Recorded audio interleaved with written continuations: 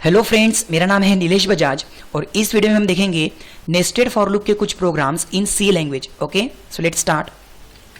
देखिए, last video में हमने देखा था कि by using nested for loop हम टेबल्स प्रिंट कर सकते हैं, जैसे 1 का टेबल, देन 2 का टेबल, 3 का टेबल। देखिए कुछ इस तरह से। लेकिन अब इस वीडियो में या फिर इस प्रोग्राम में मुझे क्या करना है, कुछ इस तरह का आउटपुट चाहिए। जैसे फॉर एग्जाम्पल देखिए, मान लो मेरे पास में अगर मैं बाहर का फॉर लूप लगाता हूं जो 1 से लेके 10 तक जा रहा है और आप उसको इंक्रीमेंट कितने से कर रहे हैं, 1 से, ठीक है ना।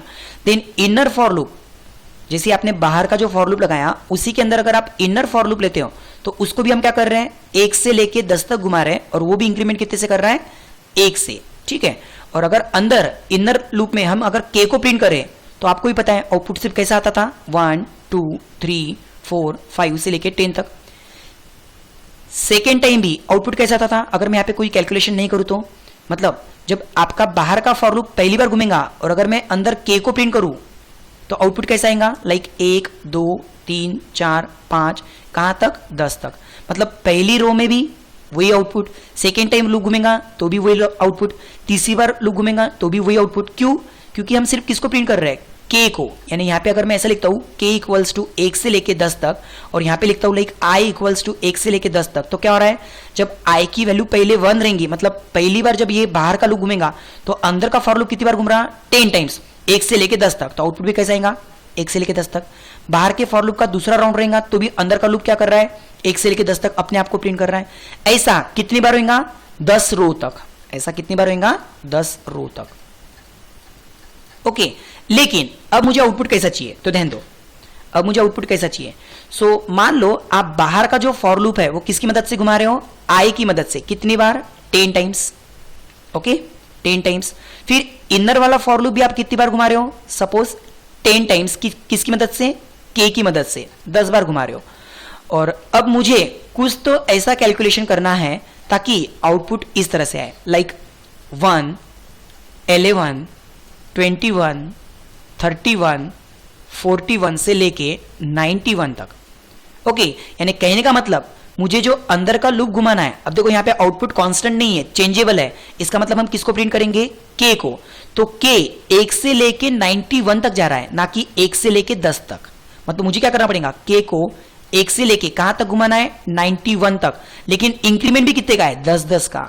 इंक्रीमेंट कितने का है, 10-10 का। ओके, अब अगर सिर्फ इतना मैं चेंजेस कर दूं कि k को 1 से लेके 91 तक घुमाऊं और 10-10 से इंक्रीमेंट करूं तो उसका आउटपुट पहली बार कितना आएगा, सेम 1 11 21 31 41 से लेके 91 तक।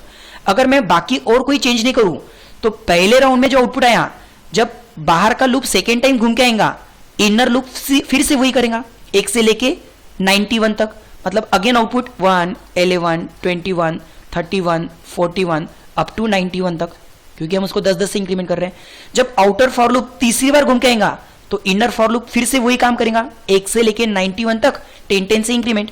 मतलब 1 11 21 31 41 अप टू 91 तक।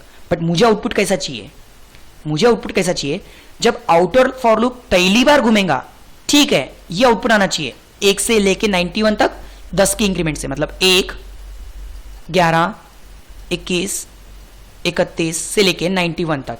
लेकिन जब आउटर फॉर लूप का सेकेंड राउंड रहेगा तो इनर फॉर लूप का आउटपुट आने चाहिए 1 से increase, that is 2 12 22 32 up to 92 तक। जब आपकी बाहर के मतलब आउटर फॉर लूप का तीसरा राउंड रहेगा तो यहां पे इंक्रीमेंट, मतलब अगर कुछ भी इंक्रीमेंट नहीं करता था आउटपुट तो सेम आता था, लेकिन मुझे इंक्रीमेंट कैसा चाहिए, लाइक इस तरह से 3 13 23 33 and so on up to 93 का। ओके, तो देखिए यहां पे क्या हो रहा है, जब आपकी पहली रो है, मतलब जब आपका आई पहली बार जब घूम रहा है तो मैंने यहाँ पे इंक्रीमेंट कुछ किया, मतलब जो सीरीज थी वो एज इट इज थी, मतलब कितने से इंक्रीमेंट किया, 0 से। लेकिन जब आपकी सेकेंड रो आई, मतलब जब आपका सेकेंड आई घूम के आया, तब इसी सीरीज में यहाँ पे आपने कितने से इंक्रीमेंट किया, 1 से। कितने से, 1 से। जब आपकी तीसरा राउंड है, बाहर के फॉर लूप का तीसरा राउंड है, तब आपने कितने से इंक्रीमेंट किया, इस सीरीज में कितने से इंक्रीमेंट किया, 2 से। तो कहने का मतलब फर्स्ट टाइम मैंने k में अगर 0 ऐड करूं तो, फर्स्ट टाइम अगर मैं k में 0 ऐड करूं तो मुझे क्या मिलेगा, देखो क्योंकि जब मैं पहली बार के को प्रिंट करता हूं तो मुझे ये मिल रहा, सेकेंड टाइम भी ये मिलता, तीसरी बार भी ये मिलता, लेकिन मुझे तो आउटपुट कैसा चाहिए कि फर्स्ट टाइम अगर मैं उसमें 0 ऐड करूं तो ठीक है मुझे ये सीरीज मिलेंगी, लेकिन सेकेंड टाइम उसमें अगर मैं 1 ऐड करूं तो इसी सीरीज में 1 ऐड करने से आउटपुट कैसा आ रहा था मुझे, इसी सीरीज में 1 ऐड करने से आउटपुट कैसा आएगा, लाइक 2, 12, 22, 32 इस तरह से। देन अगेन तीसरी बार अगर उसी सीरीज में मैं 1 की जगह पे 2 ऐड करूं तो मुझे आउटपुट कैसा आएगा, तीसरी बार इसी सीरीज में अगर मैं 2 से ऐड करूं तो 2 से ऐड करने से देखो 1 + 2 that is 3, 11 + 2 that is 13, 21 + 2 that is 23, कुछ इस तरह से आउटपुट आ रहा है।